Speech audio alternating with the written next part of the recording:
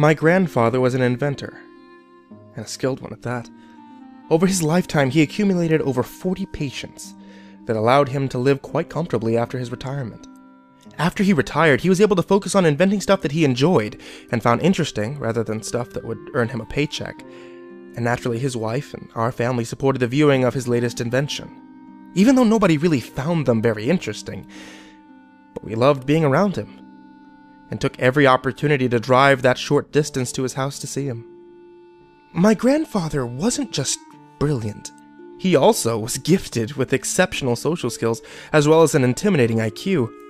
He was the kind of guy who put a smile on everybody's face, the kind of guy who everyone seemed to like, the kind of guy everyone wanted to be around and be like, and I was no exception.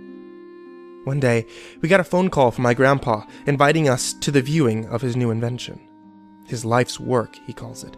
The invention that he's been working on for the past 20 years is nearly complete. He says it should be done in a few more weeks, but he just wanted to inform us on how close he was. My grandfather hangs up the phone. We would have dinner at my grandpa's house once a week, every week, and in the weeks leading up to the viewing, he was ecstatic. He pranced about the house with a smile from ear to ear simply stuck on his face. His laugh was louder, his food tasted better, everything about him echoed happiness.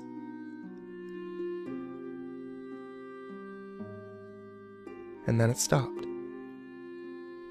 A few days before the viewing was supposed to take place, we got a call. It was my grandfather. He tells us the viewing is cancelled, and so is the dinner for the week. My grandfather hangs up the phone. After the phone call, my grandpa is a ghost. He doesn't pick up the calls, doesn't visit our family, won't allow us to visit him. My grandmother is worried. She doesn't know what's wrong either. My grandfather, the man who used to be the life of the party, was now a recluse old man who never left his room. The inventions in which he took so much joy into creating are now gathering dust in his workshop. The phone rings. I pick up the phone to hear my grandmother sobbing on the other line.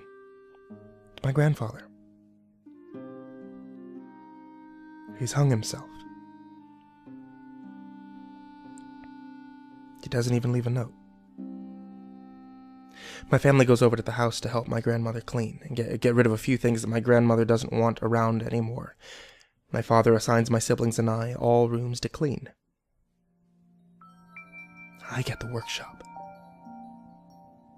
I walk in the workshop and the place is shrouded in a haze of dust, relics of my grandfather's creativity all scattered everywhere, each of them adorned with their own layer of dust. I grab a few things and throw them in the cardboard box that I'm holding tucked between my forearm and my hip. I have no idea what I'm supposed to be cleaning, so I look for the most dusty items first and I throw them in the box.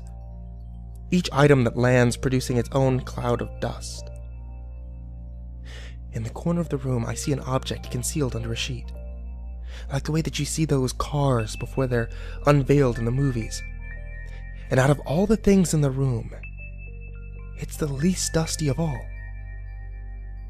I walk over to the object. I hesitate for a moment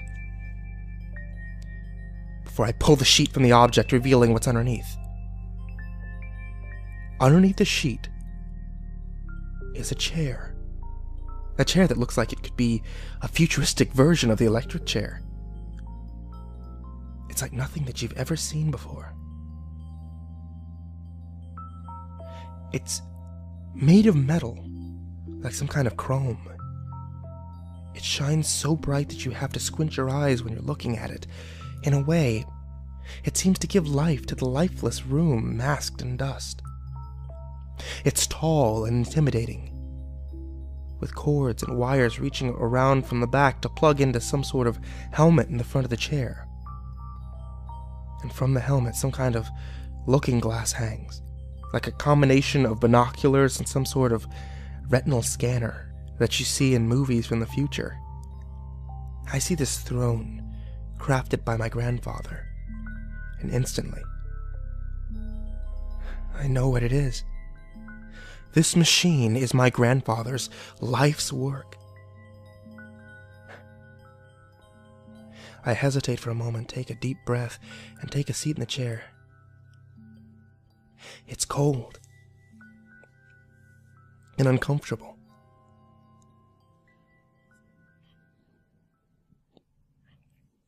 I think twice before pulling the helmet over my head, but I do it anyways. I pull the looking glasses to align with my eyes, and I wait for something to happen.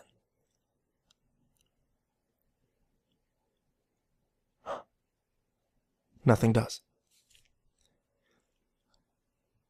I turn to look around at either side of the chair, and I see a small switch. I flick it opposite of the way that it's facing and pull the helmet and glasses to my face once more. This time, there's a flash. It's more subtle than I expected, but still reasonably bright. It's a flash about as bright and as loud as one that you would see given off by those cameras in the 1930s. A single flash. And then nothing. I got out of the chair, moved around, and nothing had changed.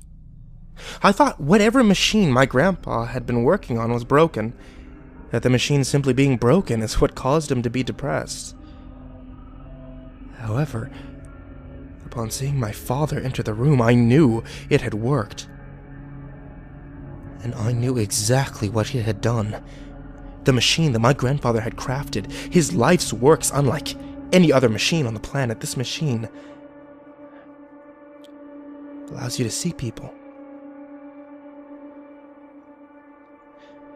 To see who they are completely without any deceptions. It allows you to see into their souls. The visions you get come to you in the same way a daydream does, two separate universes bleeding into the same reality. When you see a person after you've used the machine, you'll never see them the same way again. You see the good and the evil at the same time. The disturbing part is how little good there is compared to the evil. Anywhere you go, you're surrounded by monsters instead of people, wolves in sheep's clothing. Each person that you cross is a terrible fabrication. The man who lives next door is the man who touches his daughter every night after your wife goes to sleep. Your mailman is an alcoholic who beats his wife after he gets home. The man that you just passed walking down the street, a serial killer. Everywhere you go, you're haunted by the mythological creatures around you.